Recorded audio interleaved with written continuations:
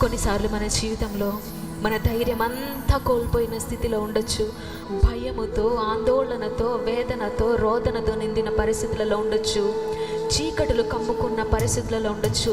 ఇంకా ముందుకు నడవలేమో అన్న పరిస్థితులలో ఉండొచ్చు. కానీ ఒక్కసారి ఇశ్రాయేలీయులను దేవుడు ఎలాగో ఎర్ర సముద్రాన్ని దాటించాడు ఒక్కసారి జ్ఞాపకం చేసుకుంటావా? ముందుకు వెళ్ళలేక, వెనక్కి వెళ్ళలేక, మధ్యలో ఇరుక్కుపోయిన స్థితిలో దేవుడు ఎంత గొప్ప కార్యము చేశాడు అంటే, ఎర్ర సముద్రాన్ని ఆయన చీల్చి పాయలుగా చేసి ఆరిన నేలలో వారిని తీసుకుని వెళ్ళాడు. నీకు ముందుకు వెళ్ళాలో వెనక్కి వెళ్ళాలో తెలియకుండా అయోమయంలో ఉన్న పరిస్థితులలో ఉన్నవా? దేవా, మా పితరులను నడిపించిన దేవా, మీ సామర్థ్యం మాకు తెలుసయ్యా, మాకు ధైర్యముగా ఉందయ్యా. నీ సామర్థ్యాన్ని తలంచుకుంటే మాకు ధైర్యముగా ఉంది ప్రభా.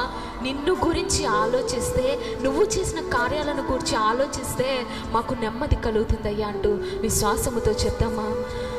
మా పితరులను నడిపించిన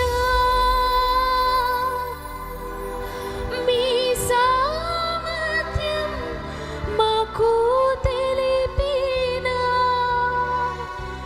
మాకు ధైర్యముగా ఉన్నది, ఎంతో నెమ్మదిగా ఉన్నది. మళ్ళీ చెప్దామా మనస్ఫూర్తిగా?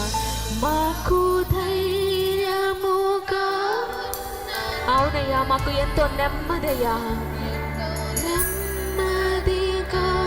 మరొకసారి హృదయాంతర్భాగం నుండి చెప్దామా? మాకు ధైర్యముగా ఉన్నది.